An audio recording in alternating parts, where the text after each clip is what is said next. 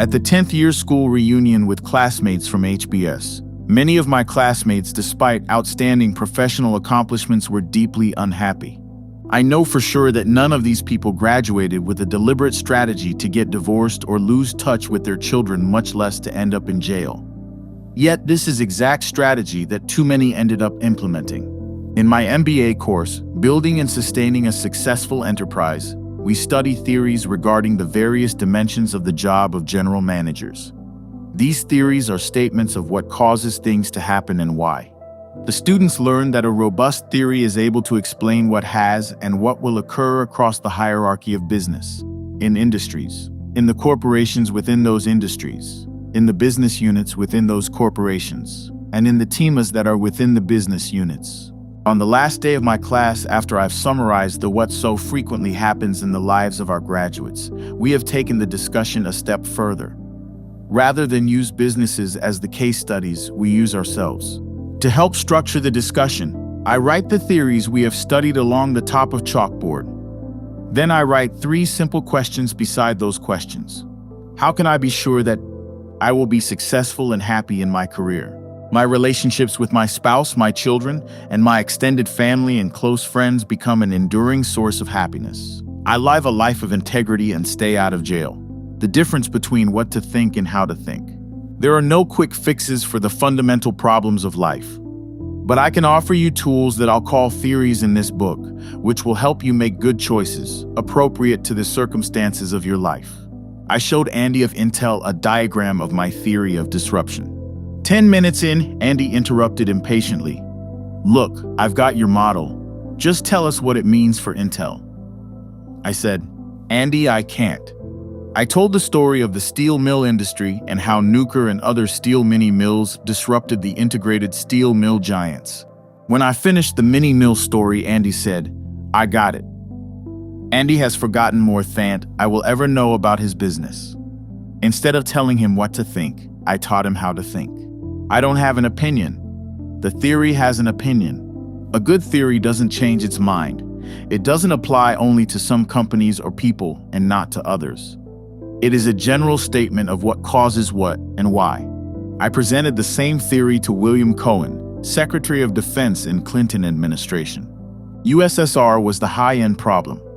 Cohen was worried that everything about the way they do their jobs is focused on the high end of the problem and not the low end, the local policing forces and terrorism. On the surface, competition in computer chip market and proliferation of global terrorism could not seem like more different problems to tackle. But they are fundamentally the same problem, just in different contexts. Good theory can help us categorize, explain, and most importantly, predict. Consider mankind's attempts to fly. Early researchers observe a strong correlation between having feathers and wings and flying itself. The breakthrough came from Daniel Bernoulli and his book Hydrodynamica, a study of fluid mechanics. We had gone from correlation wings and feathers to causality lift. But even then, the breakthrough understanding of cause of flight still wasn't enough to make flight perfectly reliable. Researchers need to define what rules pilots needed to follow in order to succeed in each different circumstance. That is a hallmark of good theory. It dispenses its advice in if-then statements. The appeal of easy answers of strapping on wings and feathers is incredibly alluring. Solving the challenges in your life requires a deep understanding of what causes what to happen. You might be tempted to try to make decisions in your life based on what you know has happened in the past or what has happened to other people. You should learn all that you can from the past. This does not solve the fundamental challenge of what information and advice you should accept and which you should ignore as you embark into the future. There can be multiple theories that provide insight. E.g., it took resistance, gravity, and Bernoulli's thinking to fully explain flight. Using robust theory to predict what will happen has a much greater chance of success. One of the best ways to probe whether you can trust the advice that a theory is offering you is to look for anomalies, something that the theory cannot explain. Ostriches have wings and feathers but can't fly. Bats have wings but no feathers, and they are great flyers. Flying squirrels have neither wings nor feathers, and they get by. Finding happiness in your career. What makes us tick? Frederick Herzberg wrote motivation theory or two-factor theory. True motivation continues in good times and bad. Herzberg noted the common assumption that job satisfaction is one big continuous spectrum, starting with very happy on one end and reaching all the way down to absolutely miserable. This is not actually the case. Instead, satisfaction and dissatisfaction are two separate, independent measures. Two factors: hygiene factors and motivation factors. Hygiene factors are status, compensation, job security, work conditions, company policies, and supervisory practices. Bad hygiene factors causes dissatisfaction. The best you can achieve with hygiene factors is that you won't hate the job. The opposite of job dissatisfaction is not job satisfaction. It is merely an absence of job dissatisfaction. Having good hygiene factors alone will not make you love your job. They will just stop you from hating it. Motivation factors include challenging work, recognition, responsibility, and personal growth. Many of my peers had chosen careers using hygiene factors as the primary criteria. Income was often the most important of these. On the surface, they had lots of good reasons to do exactly that. Don't worry, this is just for a couple of years. I'll pay off my loans, get myself in a good financial position, then I'll go chase my real dreams, is a common retort. It was a reasonable argument. After some time, it became just one more year. It will not be too long before some of them privately admitted that they had actually begun to resent the jobs they'd taken. The problems start occurring when money becomes the priority over all else, when hygiene factors are satisfied, but the quest remains only to make more money. Even careers that seem to specifically focus on money, like traders and salespeople, they are subject to these rules of motivation.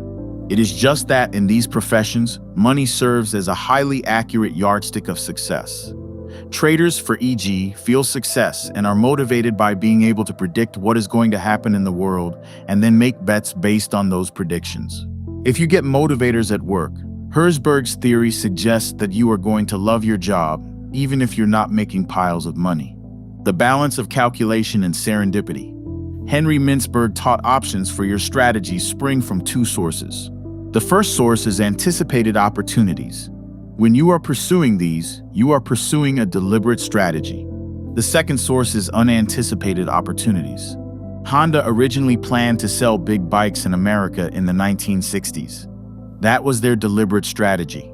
However, through some twists and turns, their profitable strategy was to sell smaller bikes called Super Cubs. The unanticipated problems and opportunities then essentially fight the deliberate strategy for attention, capital, and hearts and minds of the management and employees. The company has to decide whether to stick with the original plan, modify it, or even replace it altogether with one of the alternatives that arises. The decision is sometimes an explicit decision. Often, however, a modified strategy coalesces from myriad day-to-day decisions to pursue unanticipated opportunities and resolve unanticipated problems. When strategy forms this way, it is known as emergent strategy. When the company's leaders made a clear decision to pursue the new direction, the emergent strategy becomes the new deliberate strategy. The process of strategy then reiterates through these steps over and over again, constantly evolving. In other words, strategy is not a discrete analytical event, something decided, say, in a meeting of top management based on the best numbers and analysis available at the time. Rather, it is a continuous, diverse, and unruly process. Managing it is very hard. The deliberate strategy and the new emerging opportunities fight for resources. On the one hand, if you have a strategy that really is working, you need to deliberately focus to keep everyone working together in the right direction. At the same time, however, that focus can easily cause you to dismiss as a distraction what could actually turn out to be the next big thing. It may be challenging and unruly, but this is the process by which almost all companies have developed a winning strategy. I'm always struck by how many of my students and other young people I've worked with think they're supposed to have their careers planned out, step by step, for the next 5 years. Underlying this belief is the implicit assumption that they should risk deviating from their vision only if things go horribly wrong. But having such a focused plan really only makes sense in certain circumstances. If you have found an outlet in your career that provides both the requisite hygiene factors and motivators, then a deliberate approach makes sense. But if you haven't reached the point of finding a career that does this for you, like a new company finding its way, you need to be emergent. This is another way of saying that if you are in these circumstances, experiment in life. As you learn from each experience, adjust. Then iterate quickly. Keep going through this process until your strategy begins to click. Hopefully, you will find a field where you can maximize the motivators and satisfy the hygiene factors as you go through your career.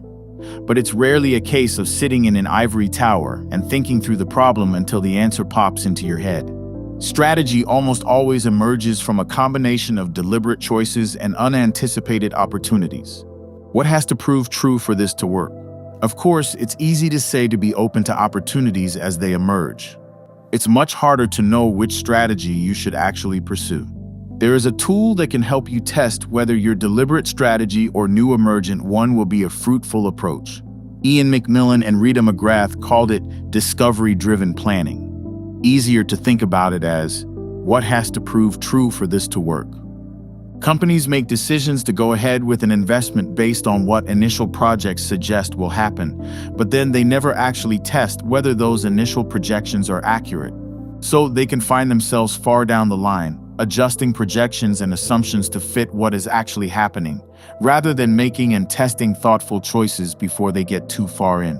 Disneyland Paris lost $1 billion in the first 2 years because they assumed that people will spend on average 3 days with 11 million visitors a year, just like the other Disney theme parks.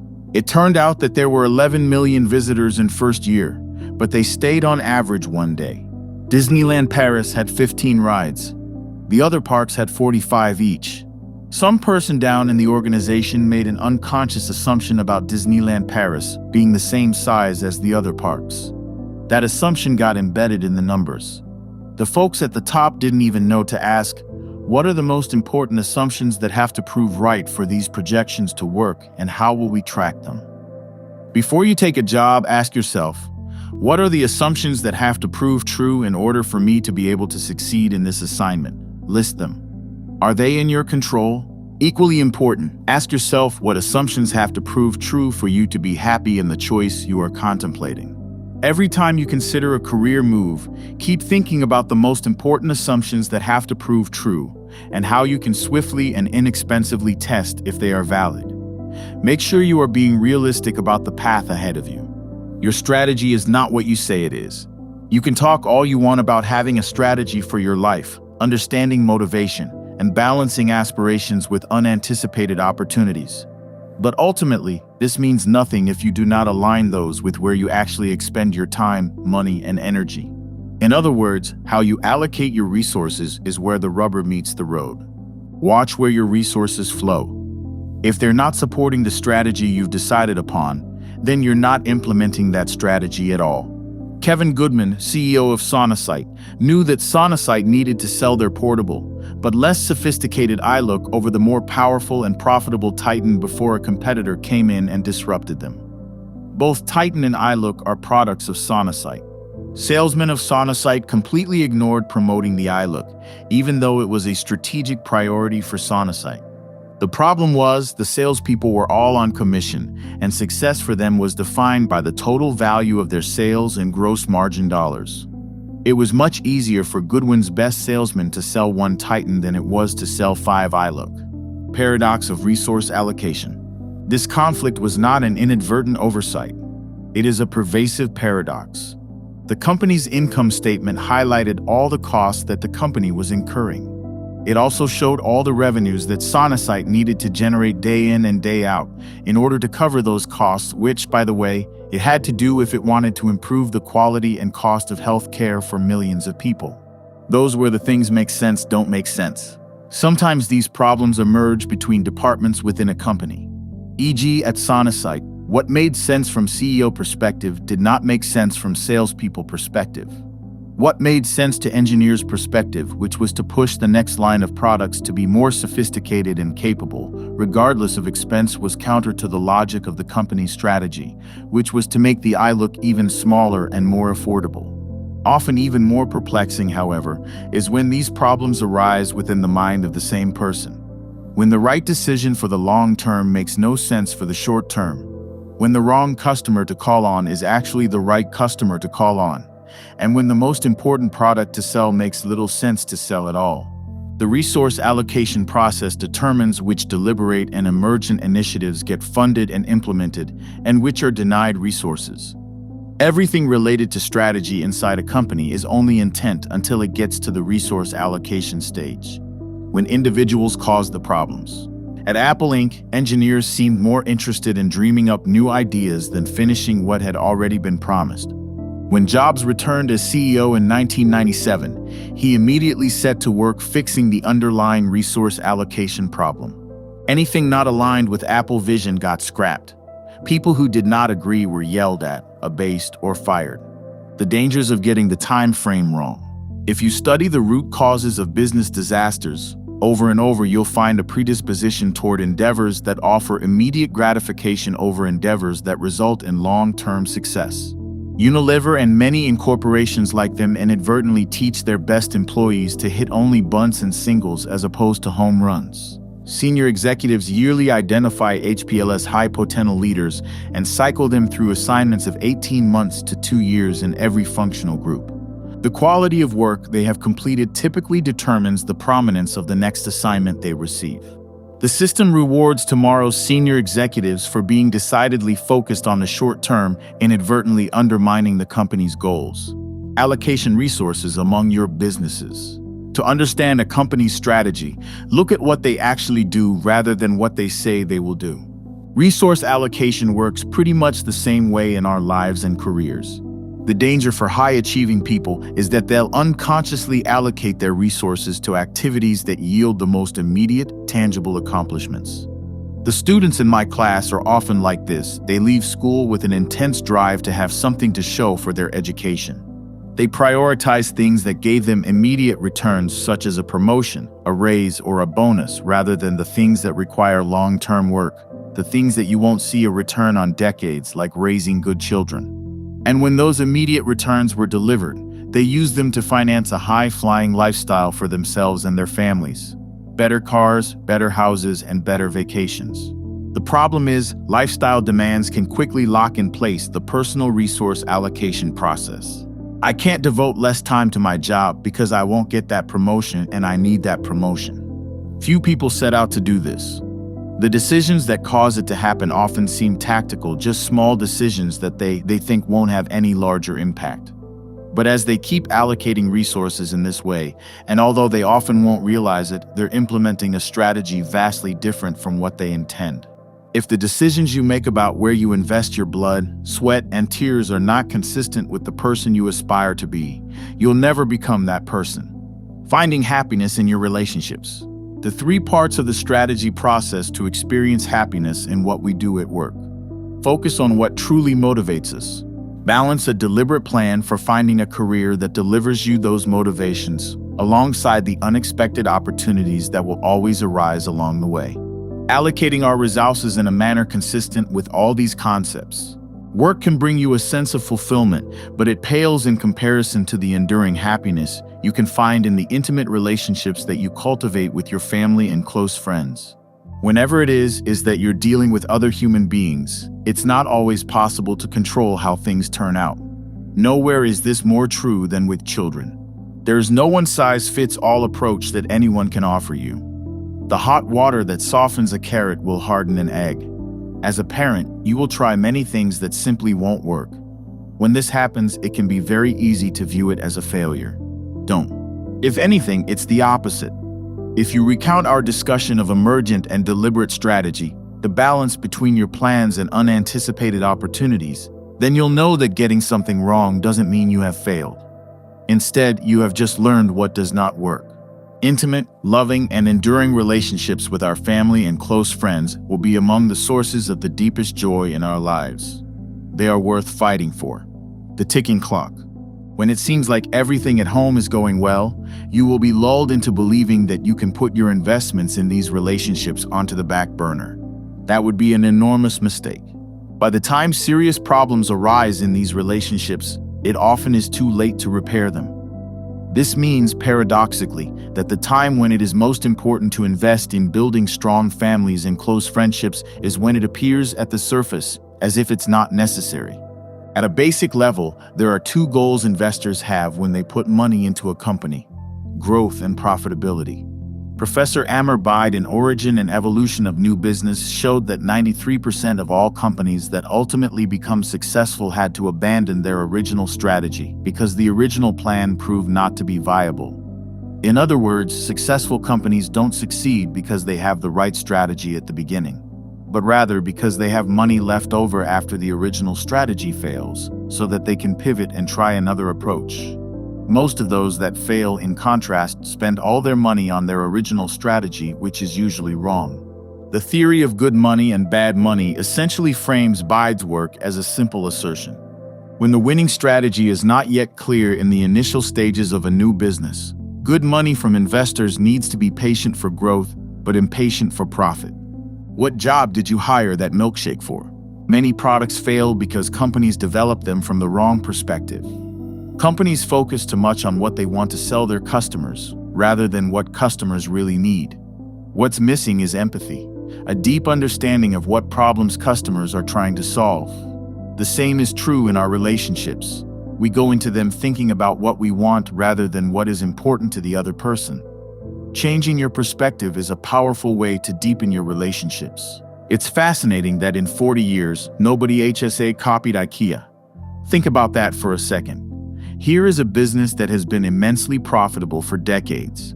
IKEA doesn't have any big business secrets any would-be competitor can walk through its stores, reverse engineer its products, or copy its catalog, and yet nobody has done it. Why is that? IKEA's business model, the shopping experience, the layout of store, the design of products, and the way they are packaged is very different from the standard furniture store. Most retailers are organized around a customer segment or a type of product. The customer base can then be divided up into target demographics, such as age, gender, education, or income level. Rather than organizing themselves around the characterization of particular customers or products, IKEA is structured around a job that customers periodically needs to get done. We don't go through life conforming to particular demographic segments. Nobody buys a product because he is an 18 to 35-year-old white male getting a college degree. That may be correlated with a decision to buy this product instead of that one, but it doesn't cause us to buy anything.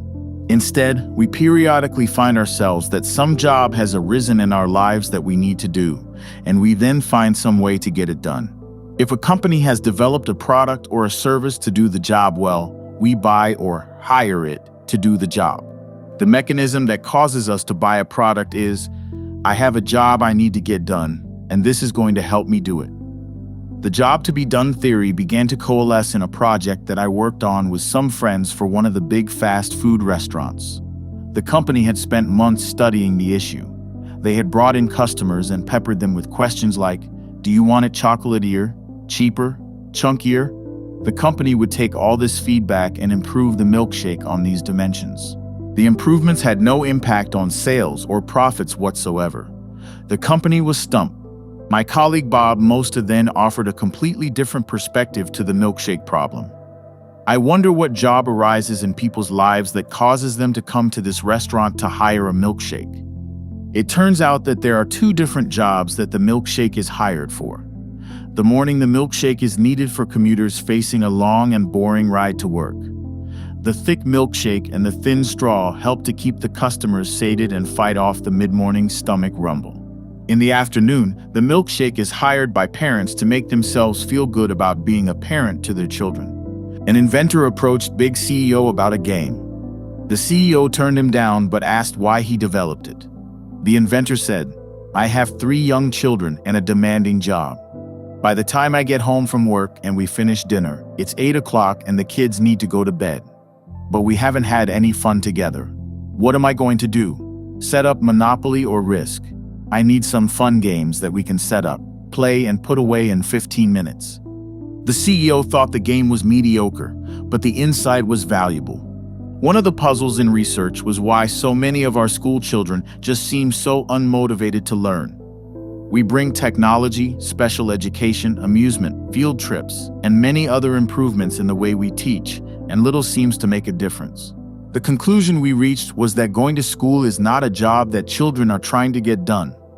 It is something that a child might hire to do the job, but it isn't the job itself.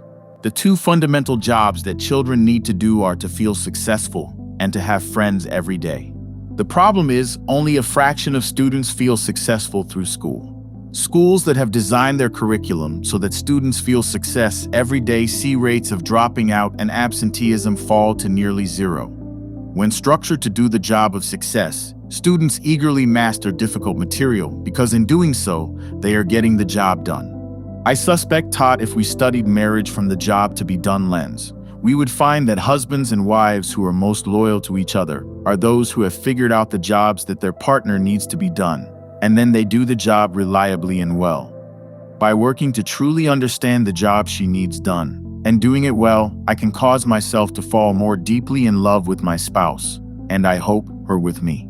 This may sound counterintuitive, but I deeply believe that the path to happiness in a relationship is not just about finding someone who you think is going to make you happy. Rather, the reverse is equally true. The path to happiness is about finding someone who you want to make happy, someone whose happiness is worth devoting yourself to. This principle that sacrifice deepens our commitment doesn't just work in marriages. It applies to members of our families and close friends as well as organizations and even cultures and nations. Given that sacrifice deepens our commitment, it's important to ensure that what we sacrifice for is worthy of that commitment, as the church was for me and Annie. Sailing your kids on Theseus's ship. We all recognize the importance of giving our kids the best opportunities. Each new generation of parents seems to focus even more on creating possibilities for their children that they themselves never had. With the best of intentions, we had our children off to a myriad of coaches and tutors to provide them with enriching experiences, thinking that will best prepare our kids for the future. But helping our children this way can come at a high cost. Dell, one of the world's most successful PC manufacturers, started by making simple entry-level computers at low costs. Its products were modular, allowing customizations. Slowly, Dell outsourced the manufacturing of the components piece by piece to Asus until one day, Dell essentially outsourced everything inside its PC business to Asus. Then in 2005, Asus announced its own brand of computers. There is a danger to outsourcing. You need to understand what capabilities are and which of them will be critical to the future, to know which capabilities are important to keep in-house and which matter less. The factors that determine capabilities fall into one of three buckets: resources, processes, and priorities. These offer an accurate snapshot of a company at any time because they are mutually exclusive. No one part of business belongs to more than one of the three categories and are collectively exhaustive together. These categories account for everything inside a business. Capabilities are dynamic and built over time. No company starts out with its capabilities fully developed. The most tangible of the three factors is resources, which include people, equipment, technology, product designs, brands, information, cash, and relationships with suppliers, distributors, and customers. But resources are only one of three critical factors driving a business.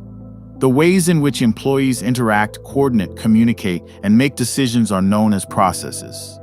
These enable the resources to solve more and more complicated problems.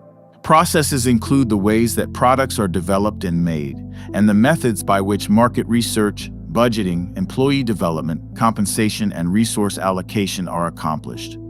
Unlike resources, which are often easily seen and measured, processes can't be seen on a balance sheet. The third and perhaps most significant capability is an organization's priorities. This set of factors define how a company makes decisions. It can give clear guidance about what a company is likely to invest in and what it will not. Employees at every level will make prioritization decisions, what they will focus on today and what they'll put at the bottom of their list. The larger the organization, the more important it is for senior management to ensure employees make, by themselves, prioritization decisions that are consistent with the strategic direction and the business model of the company. It means that senior executives need to spend a lot of time articulating clear, consistent priorities that are broadly understood throughout the organization. Over time, a company's priorities must be in sync with how the company makes money, because employees must prioritize those things that support the company's strategy if the company is to survive. Otherwise, the decisions they make will be in conflict with the foundation of the business. What a child can and cannot do. Teachers and scholars create knowledge that a young child can absorb. The knowledge he has acquired is his resource, but it doesn't necessarily mean he can create new knowledge. If he were able to take the information he absorbed in class and use it to, say, create an application for a tablet computer or conduct his own scientific experiment, that capability is a process. The desire the child has to spend his precious free time creating the app, the problem he cares enough to create the app to solve, the idea of creating something unique, or the fact that he cares that his friends will be impressed, those are the priorities leading him to do it. Resources are what he used to do it, processes are how he does it, and priorities are why he does it. Parents seem to be carting their children to an endless array of activities in which the kids are not truly engaged. It should start to raise red flags. Are the children developing from these experiences the deep, important processes such as teamwork, entrepreneurship, and learning the value of preparation? When we focus on providing our children with resources, we need to ask ourselves a new set of questions. Has my child developed the skill to develop better skills, the knowledge to develop deeper knowledge, the experience to learn from his experiences? These are the critical differences between resources and processes in our children's minds and hearts, and I fear the unanticipated residual of outsourcing. Self-esteem, the sense that I'm not afraid to confront this problem and I think I can solve it, doesn't come from abundant resources. Rather, self-esteem comes from achieving something important when it's hard to do. By sheltering children from the problems that arise in life, we have inadvertently denied this generation the ability to develop the processes and priorities it needs to succeed. I'm not advocating throwing kids straight into the deep end to see whether they can swim. Instead, it's a case of starting early to find simple problems for them to solve on their own, problems that can help them build their processes and a healthy self-esteem. Denying children the opportunity to develop their processes is not the only way outsourcing has damaged their capabilities either. There is something far more important at risk when we outsource too much of our lives, our values.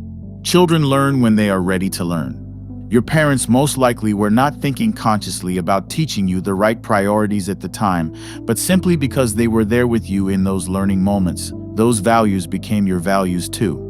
Which means taught first, when children are ready to learn, we need to be there. And second, we need to be found displaying through our actions the priorities and values that we want our children to learn. In outsourcing much of the activities that filled our homes, we have created a void in our children's lives that often gets filled with activities in which we are not involved. As a result, when our children are ready to learn, it is often people whom we do not know or respect who are going to be there. As a tribute to the mythical founder of their city, the Athenians kept Theseus's ship seaworthy. As parts of the boat decayed, they were replaced until every last part of the boat had been changed. The conundrum was this: given that every last part of it had been replaced, was it still Theseus's ship? If your children gain their priorities and values from other people, whose children are they? If you find yourself outsourcing more and more of your role as a parent, you will lose more and more of the precious opportunities to help your kids develop their values, which may be the most important capability of all. Children need to do more than learn new skills. The theory of capabilities suggests that they need to be challenged. They need to solve hard problems. They need to develop values. The schools of experience. Helping your children learn how to do difficult things is one of the most important roles of a parent. It will be critical to equipping them for all the challenges that life will throw at them down the line. The idea that some people have innate talents that just need to be identified has proven to be an unreliable predictor of success in business.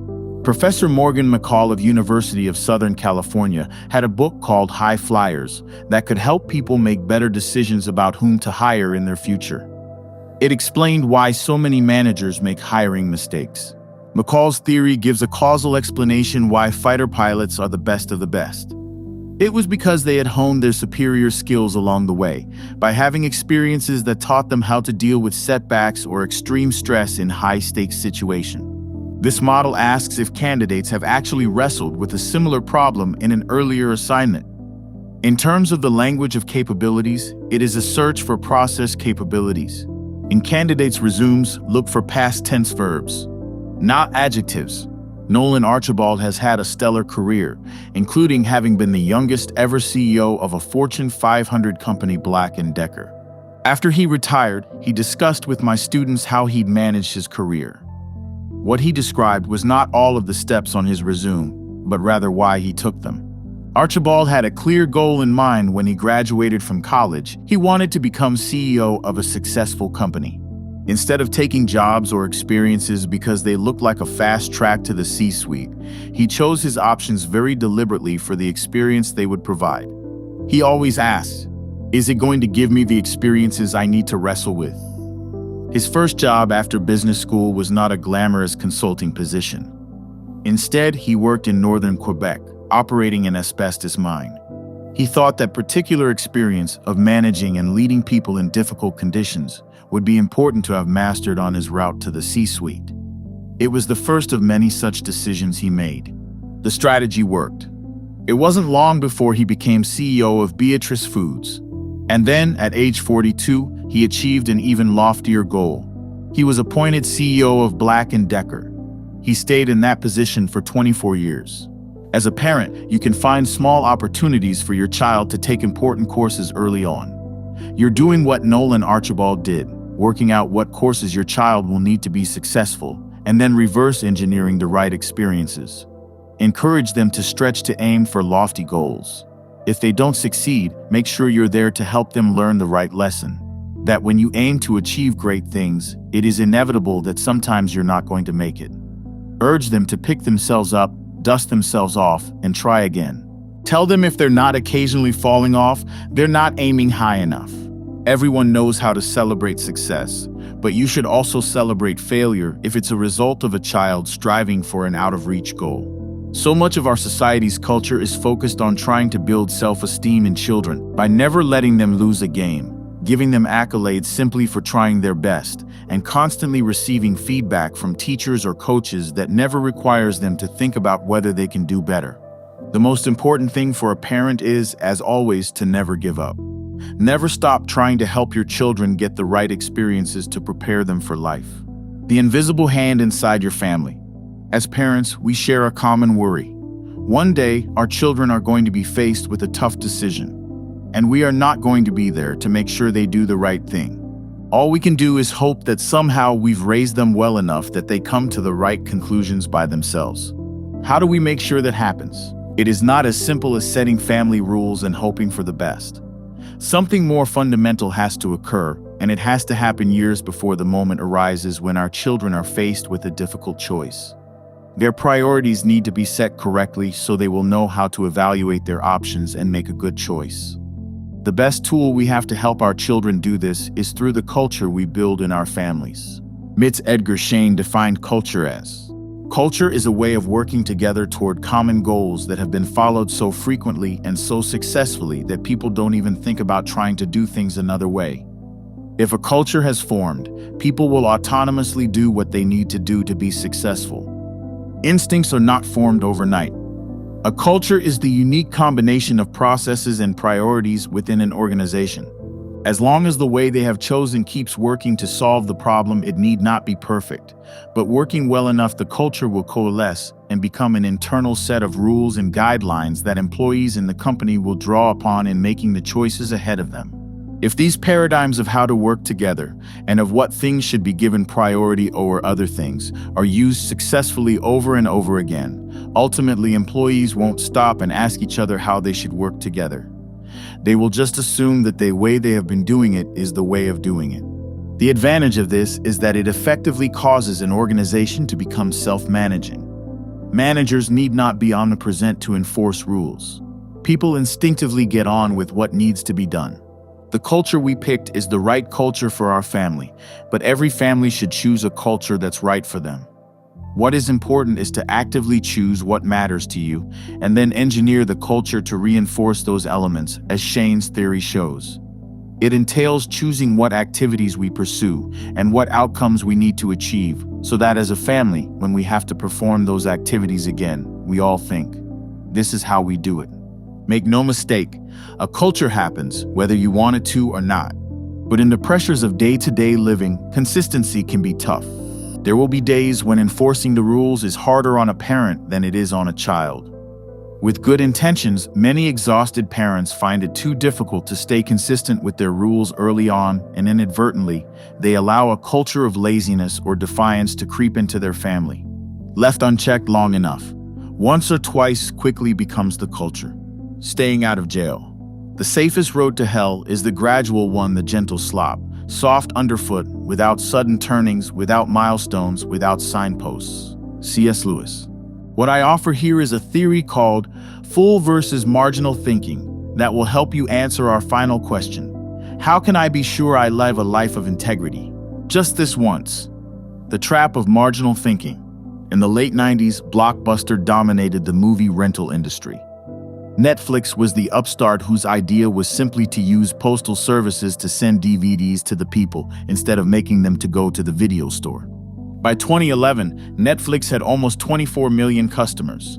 Blockbuster declared bankruptcy the year before. Blockbuster followed a principle that is taught in every fundamental course in finance and economics. That in evaluating alternative investments, we should ignore sunk and fixed costs that have already been incurred, and instead base decisions on the marginal costs and marginal revenues, the new costs and revenues that each alternative entails.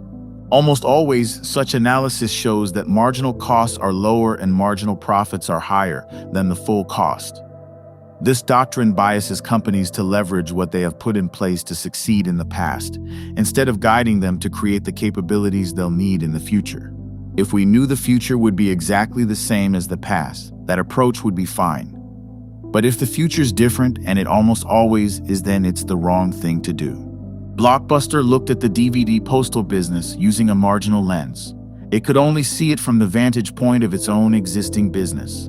When viewed like this, the market Netflix was going after did not look at all attractive. Worse, if Blockbuster did go after Netflix successfully, this new business was likely to kill Blockbuster's existing business.